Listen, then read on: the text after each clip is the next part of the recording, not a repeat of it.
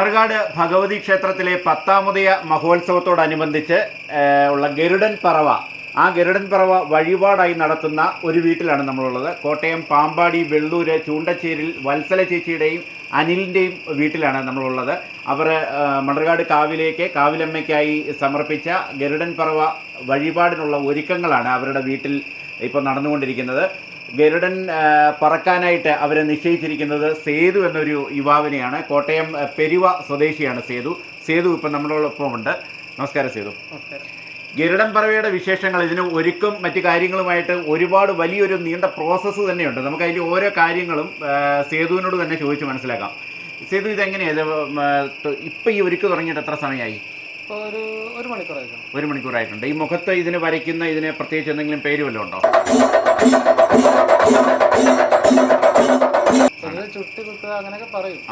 ചുട്ടികുത്തുന്ന കഥകളിക്കും ഒക്കെ അല്ലേ ചുട്ടികുത്തുന്നത്? ആണ്. മുഖത്ത് വരെ എന്നാണ് നമ്മുടെ ഈ നാട്ടിൽ അറിയപ്പെടുന്നത്. അത് ശരി. ഇത് എന്ത് കളറാണ്? ഇത് പെയിന്റ് ആണോ അതോ വേറെ എന്തെങ്കിലും ആണോ? മനയോല എന്ന് പറയുന്ന ഒരു കല്ലാണ്. മനയോല അതെവിടെ കിട്ടുന്ന കല്ല? നമ്മള് നാട്ടുമരുന്ന് കട അതുപോലുള്ള കടകളിലൊക്കെ ആണ്. ഇത് കല്ലിന്റെ കൂടെ വേറെ എന്തെങ്കിലും ചേർത്തിട്ടാണ്? ഇപ്പൊ ഒരുപാട് കളർ ഉണ്ടല്ലോ, മഞ്ഞയുണ്ട്, പച്ചയുണ്ട്, കറുപ്പുണ്ട്, ചുമലയുണ്ട്. ഇതില് ഇങ്ങനെ കറുപ്പ് കൺമഷിയാണ്. ഓക്കെ. ബാക്കി നിറങ്ങളൊക്കെയോ? ബാക്കി നിറങ്ങൾ എന്ന് പറഞ്ഞാൽ മനയോലയുടെ കൂടി തന്നെ വേറെ കുറച്ച് കളറും കൂടെ ആഡ് ചെയ്ത് കഴിയുമ്പോഴത്തേനും ഇത് ഈ റെഡും ഗ്രീനൊക്കെ ആയി വരും. അങ്ങനെ ഓരോന്നും മിക്സ് ചെയ്യുന്നതനുസരിച്ച് മനയോലയുടെ കളറ് മഞ്ഞ തന്നെയാണ്. അത് ആ കളർ തന്നെയാണ് ഈ മഞ്ഞ കാണുന്നത് അല്ലേ? എത്ര വർഷമായിട്ട് സേതു ഇത് ഈ ഗരുഡൻ പറവ നടത്തുന്നുണ്ട്? ഞാനൊരു 11 വർഷത്തോളം.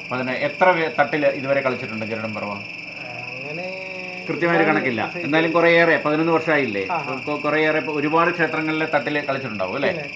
അത് ശരി. എങ്ങനെ ഈ ഒരു രംഗത്തേക്ക് വന്നത്? ഇതിന്റെ തുടക്കം എങ്ങനെയായിരുന്നു? ഇതിനോട് സാധാരണ ഇപ്പൊ ഇന്നത്തെ കാലത്ത് ഈ ക്ഷേത്രകലകളോടൊക്കെ ഒരു ആഭിമുഖ്യം കുറഞ്ഞു വരുന്നൊരു കാലത്ത്, പ്രത്യേകിച്ചും ഇങ്ങനെ ഒരുപാട് നേരം മേക്കപ്പ് ഇട്ടൊക്കെ നിൽക്കേണ്ട ഒരു കലകൾ, അങ്ങനെയുള്ള കഥകളി പോലുള്ള കാര്യങ്ങളോടൊക്കെ ആളുകൾക്ക് താല്പര്യം കുറഞ്ഞു വരുന്നൊരു കാലത്ത് എങ്ങനെയാണ് സേതു ഇതിലേക്ക് വന്നത്?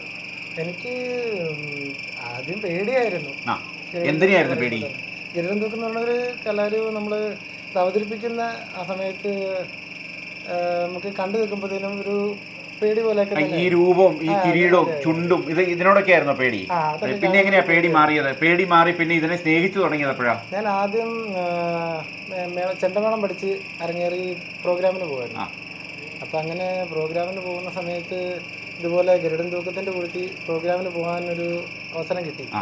അപ്പം അന്നേരം പോയപ്പോൾ ഇപ്പോൾ തൂക്കത്തിൻ്റെ സമയത്ത് നമ്മളവിടെ ചെല്ലുമ്പോഴെന്ന് പറഞ്ഞാൽ ഈ ഗരുഡനുമായിട്ട് നമുക്ക് ഒന്ന് ഇൻട്രാക്ട് ചെയ്യാനും അല്ലെ അവരുടെ റൂമിൽ കയറി ചെന്ന് നമുക്ക് അവരെ കാണാനും ഒക്കെ ഉള്ളൊരു സെറ്റപ്പ് ഉണ്ടാകും.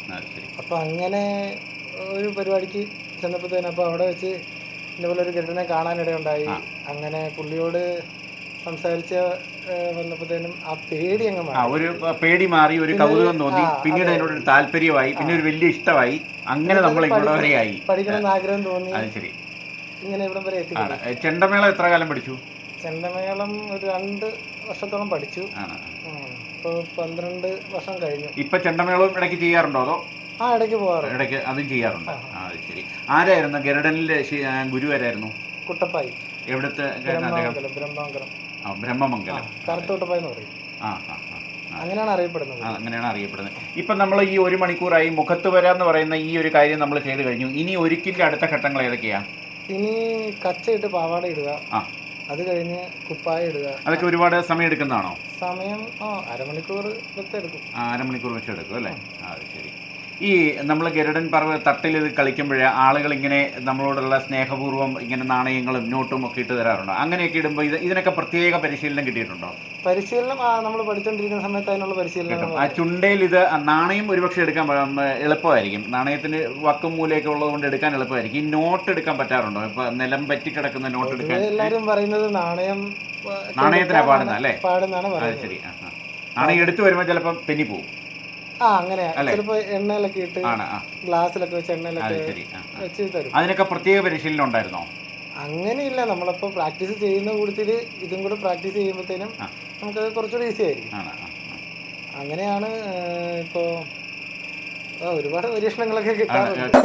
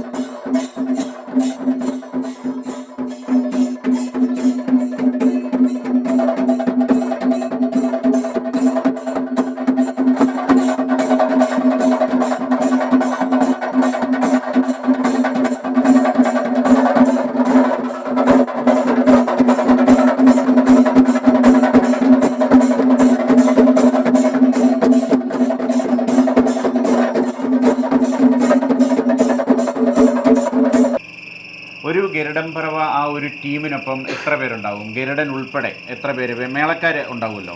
എത്ര പേര് മേളക്കാർ? ഗരുഡനും ഉണ്ടാവും. ഇപ്പോൾ ചില സ്ഥലങ്ങളിൽ ഒരു ഗരുഡൻ, അല്ലാതെ 2 ഗരുഡൻ 3 ഗരുഡൻ, അതൊക്കെ അവര് വീട്ടുകാർ വഴിപാട് നേരുന്ന മതി. പിന്നെ മേളക്കാർ എങ്ങനെ പറഞ്ഞാലും അത്യാവശ്യം നല്ലൊരു രീതിക്കാണ് ഒരു 15 പേര്. 15 മേളക്കാർ വേണം. 12, 15 അങ്ങനെ ആ ഒരു ഇടയ്ക്ക് 12-നും 15-നും ഇടയ്ക്ക് മേളക്കാർ വേണം. കൂടാതെ ഗരുഡനും അതിൽ കൂടുതലായാലും കുഴപ്പമില്ല. കൂടുതലായാലും കൂടുന്തോറും മേളക്കൊഴുപ്പ് കൂടും. മറ്റേ വേഷഭൂഷാദികളും ഇതിനൊക്കെ ഒരുപാട് ചിലവാകുന്നതാണോ?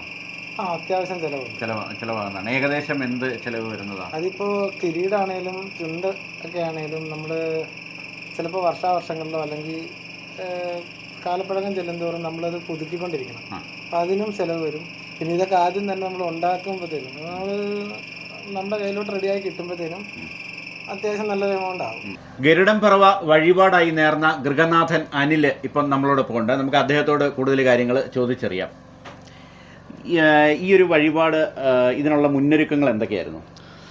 മുന്നൊരുക്കങ്ങൾ ശരിക്കും ഞാൻ വളരെ വർഷങ്ങൾക്ക് ശേഷം കുടുംബ വഴിപാടായിട്ട് നടത്താൻ ആഗ്രഹിച്ച ഒരു കാര്യമാണ്. അത് ഈ വർഷമാണ് അത് സാധ്യമായത് ദൈവാനുഗ്രഹത്താൽ. അതിൻ്റെ ഒരുക്കങ്ങൾ എന്ന് പറയുന്നത് ഗരുഡൻ ആയിട്ടുള്ള ടീമിനെ നമ്മൾ ബുക്ക് ചെയ്യുക, അവരുടെ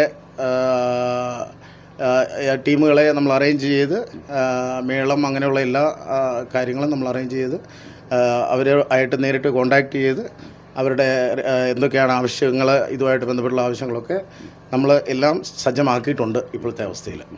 മറ്റ് എന്തൊക്കെ തയ്യാറെടുപ്പുകളായിരുന്നു വ്രതം ഉൾപ്പെടെയുള്ള കാര്യങ്ങൾ? ഇതിന് ശരിക്കും 7 ദിവസം വ്രതമാണ്. വീട്ടിലുള്ള എല്ലാവരും നോൺ വെജിറ്റേറിയൻ അങ്ങനെയുള്ള കാര്യങ്ങളൊന്നുമില്ല, വെജിറ്റേറിയൻ തന്നെയാണ് എല്ലാ ഭക്ഷണങ്ങളെല്ലാം. അതുപോലെ നമ്മുടെ വീടുകളിൽ പാലിക്കേണ്ട എല്ലാ നമ്മുടെ വിശ്വാസങ്ങളുടെ രീതിയിലും ആചാരത്തിൻ്റെ രീതിയിലും പാലിക്കേണ്ടതായിട്ടുള്ള എല്ലാ കാര്യങ്ങളും നമ്മൾ പാലിച്ച് തന്നെയാണ് ഇതുവരെ നമ്മൾ മുന്നോട്ട് ഇത് വിജയിപ്പിക്കാനായിട്ടും അമ്മയുടെ അനുഗ്രഹത്തിനായിട്ടും നമ്മൾ ശ്രമിച്ചുകൊണ്ടിരിക്കുന്നത്. ഗരുഡൻ വഴിപാട് നടത്താനായിട്ട് സേതുവിൻ്റെ ടീമിനെ എങ്ങനെയാണ് കണ്ടെത്തിയത്? ശരിക്കും എൻ്റെ ജ്യേഷ്ഠനിലൂടെയാണ് ഇതിലേക്ക് എത്തിച്ചേർന്നത്. അദ്ദേഹം നീണ്ടൂർ സ്വദേശിയാണ്. അപ്പോൾ നീണ്ടൂർ ഗരുഡൻ വളരെ വിഖ്യാതമായിട്ടുള്ള ഒരു സംഭവം തന്നെയാണ്. അപ്പം എൻ്റെ അമ്മയുടെ വീടും അവിടെ തന്നെയാണ്. അപ്പം കണ്ടിട്ടുണ്ട് അവരുടെ ഒരു ശരിക്കും അവരുടെ ഒരു കലാപരമായിട്ടുള്ള എല്ലാ കാര്യങ്ങളും നമ്മൾ കണ്ട് മനസ്സിലാക്കിയിട്ടുണ്ട്.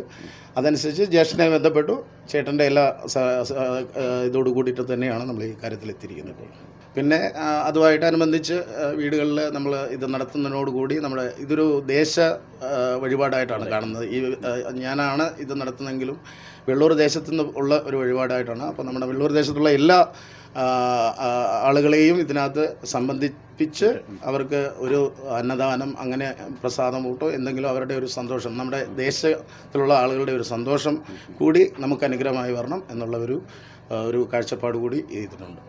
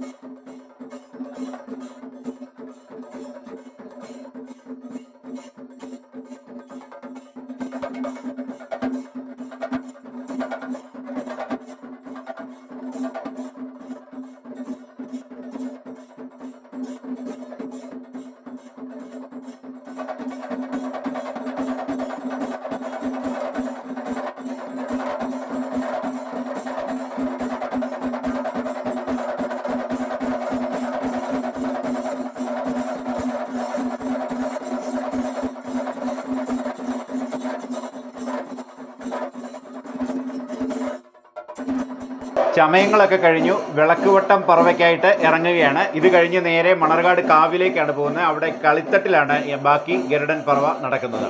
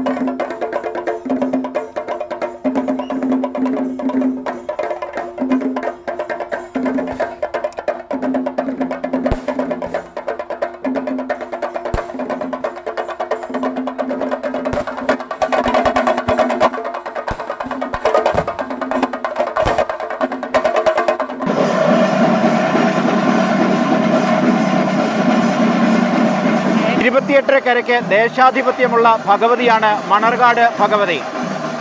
ഈ 28 കരകളിൽ നിന്നും 10ാമത് മഹോത്സവത്തിൻ്റെ അവസാന ദിവസമായ ഈ ദിവസം ഗരുഡൻ പറവകൾ മണർകാട് ഭഗവതി ക്ഷേത്ര സന്നിധി ലക്ഷ്യമാക്കി എത്തിക്കൊണ്ടിരിക്കുകയാണ്. ഇപ്പോൾ പുലർച്ചെ 1:45 സമയം.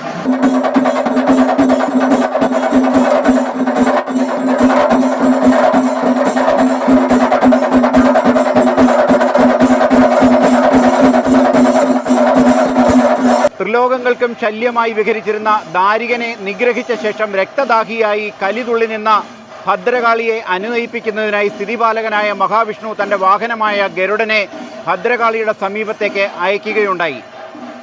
ഭദ്രകാളിയെ അനുനയിപ്പിക്കാനെത്തിയ ഗരുഡൻ ഭദ്രകാളിക്ക് മുമ്പിൽ നൃത്തം ചെയ്യുകയും ഒടുവിൽ തൻ്റെ തന്നെ രക്തം ഭദ്രകാളിക്ക് സമർപ്പിക്കുകയും ചെയ്തു. ഇതോടെയാണ് ഭദ്രകാളിയുടെ കലി അടങ്ങിയത് എന്നാണ് ഐതിഹ്യം. ഇതിൻ്റെ ഓർമ്മയ്ക്കായാണ് ഭക്തർ വഴിപാടായി മണർകാട്ടമ്മയുടെ സന്നിധിയിൽ ഗരുഡൻ പറവ വഴിപാട് നടത്തുന്നത്. ഉത്സവങ്ങൾ ഫിനാൻഷ്യൽ ഗൈഡിൻ്റെ വിഷയമല്ലെങ്കിലും ഇത് എൻ്റെ കൂടി കാവായതുകൊണ്ട് എനിക്ക് വൈകാരികമായ ഒരു താല്പര്യം ഉള്ളതുകൊണ്ട് തന്നെയാണ് ഇങ്ങനെയൊരു എപ്പിസോഡ് ഞാൻ ചെയ്തത്. ക്ഷേത്രോത്സവങ്ങളെയും ക്ഷേത്രാചാരങ്ങളെയും ഇഷ്ടപ്പെടുന്നവർക്കായി ഞാൻ ഈ എപ്പിസോഡ് സമർപ്പിക്കുന്നു. മറ്റൊരു പുതിയ വിഷയവുമായി അടുത്ത എപ്പിസോഡിൽ കാണുന്നതുവരെ നന്ദി, നമസ്കാരം.